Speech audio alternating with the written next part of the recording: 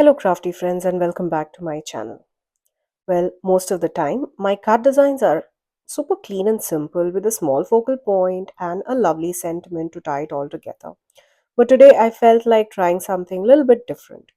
I wanted to go big with a bold focal point that takes up almost the entire card front, a busy background full of texture and interest, and just a tiny little sentiment banner for balance. In today's card, I'm sharing exactly that. We have a large die cut focal point, a beautifully layered stenciled background, and a sweet little sentiment to finish it off. There's all that and more crafty fun coming to your way in this video. But before we jump in, I'd really appreciate if you'd take a moment to subscribe to my channel and hit the bell icon so that you'd get notified every time I post a new video. All the products that I'm using today are from the recent Up and Away release by Sizzix in collaboration with Catherine Pooler.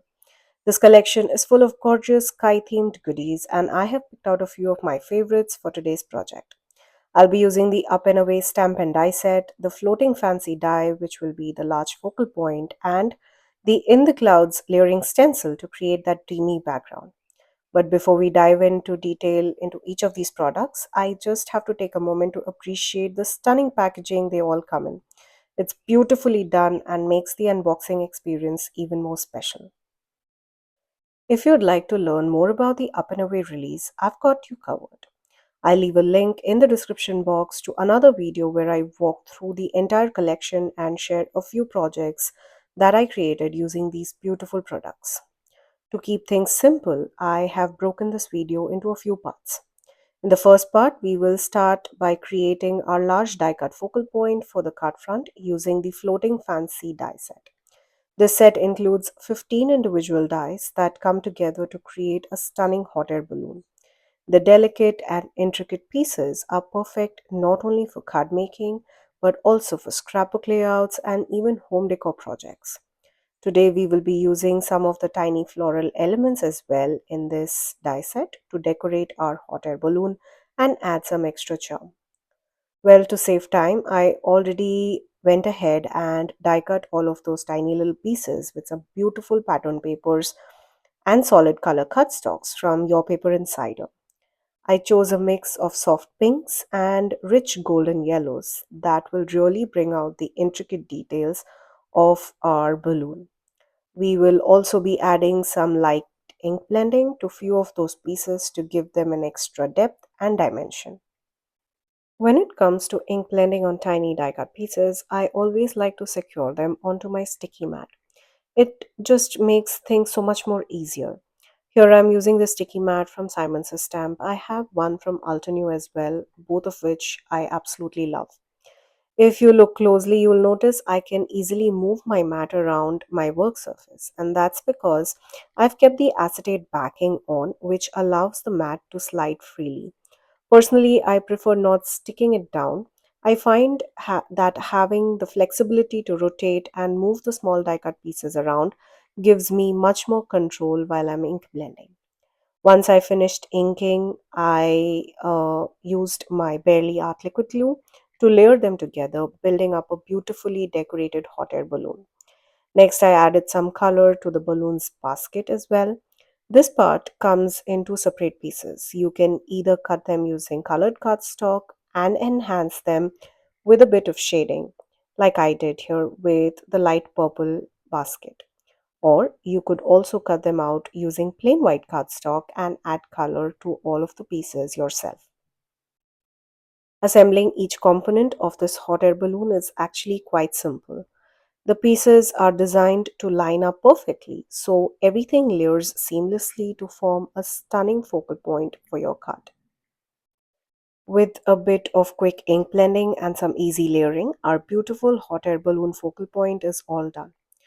I will set that aside for now while we move on to our next step, which is creating our background. Now, this brings us to the second part of the video, that is building a dreamy stenciled background. For this, I'm using the In the Clouds layering stencil from, again, Sizzix. This was also part of the Catherine Pooler release. Now, it comes with 4 unique stencils that help you to create a soft, whimsical sky effect. Each layer adds a different detail to your cloud scene, giving you the freedom to customize your look. You can keep it subtle by using varying shades of the same color, or go bold and create a vibrant rainbow sky. The gentle curves of the clouds add a light, airy feel to your background, while the intricate patterns on the third and fourth stencil open up endless possibilities for layering and creative color combinations. If you take a closer look at the top of each stencil, you'll notice small punch marks on them. One of the best features of these Sizzix stencils is that they are designed to work seamlessly with the Sizzix stencil and stamp tool. This tool works similarly to a traditional stamping platform, but with a clever twist. It is specifically designed to make layering stencils and stamps super easy and incredibly precise. It ensures that each stencil layer and stamped elements lines up perfectly every single time. The tool includes a grid sheet, which is lightly adhesive sticky surface that holds your cardstock securely in place. To get started, simply position your cardstock onto this grid sheet. Then align your stencil using the punch hole marks along the top. They match up with the guides on the platform itself. There's also a stencil adapter included to help with the alignment, but I find these punch hole marks work great on their own. Once everything is aligned, you're ready to ink blend, just like you would with any other platform. When you're done with the first stencil, simply lift it off and line up the second one. You'll see it aligns perfectly with the first layer, making the transition seamless. That's the beauty of this amazing stamp and stencil tool. It takes the guesswork out of layering. Well, for my background, I'm using a mix of soft blue shades to create a serene, cloudy sky. For this card, I'm using just the first two stencils from the set and skipping stencil number 3 and 4, which are designed to add extra detail and texture to the clouds. As you can see here, it was super easy to remove the first stencil and line up the second one perfectly. This tool really takes the hassle out of working with layering stencils and makes the whole process so much more smoother. But it's not just for stencils. You can also use this versatile tool with your favorite clear and red rubber cling stamps. They stick easily to the stamping plate, so you can position them precisely before inking, ensuring your stamped design lands exactly where you want it. And don't forget to explore the additional accessories that go along with the stamp and stencil tool. They are designed to make your crafting experience so much more enjoyable. I'll have links to everything mentioned in the description box below. Be sure to check it out. Once I'm done ink blending, I like to lift the panel from one edge. I usually use a pointy die pick tool to gently slide it underneath the cardstock, allowing me to carefully peel it off the light adhesive grid sheet without any damage. And just like that, our background panel is ready. I'm really loving how beautifully the focal point and the background are coming together. It's already starting to look so cohesive and full of charm. Now, next part of the video is where we create a small sentiment strip to complete the card front. For the sentiment, I'm using the Up and Away stamp set and the coordinating die. I decided to turn this into a birthday card, but the set also includes two other sentiment, which is thinking of you and congratulations. This card design would work perfectly with any of those three sentiments. So let me know in the comments which sentiment would you choose. I personally always find myself reaching out for birthday cards, so I'm going to go with the happy birthday sentiment for this one. This set also includes coordinating dies, which I will use to cut out the stamp sentiment banner, along with a delicate lace style piece that adds a lovely decorative touch to the strip. It's the simple details, but it really helps tie everything together beautifully. To stamp the happy birthday sentiment onto my banner, I used a stamp and stencil tool once again. The sticky backing held the banner securely in place, preventing any shifting while stamping. Super helpful for getting a crisp, clean impression. Now that we've got all the main components ready, the background, the focal point, and the sentiment banner, it's time to bring everything together and assemble the card front. I began by placing the large hot air balloon right in the center of the panel using foam tape to pop it up for some added dimension. It might be hard to capture here on video, but in person, the raised focal point really gives it an illusion that the hot air balloon is floating against that dreamy cloud filled sky. Next, I adhered the sentiment banner. I trimmed off one of the edges slightly to make sure it fits neatly within the A2 card frame. Don't worry, we will be covering that trimmed edge with all those beautiful floral embellishments. I also added the delicate red lace detail behind the banner to enhance the overall look and a bit more interest onto my card front.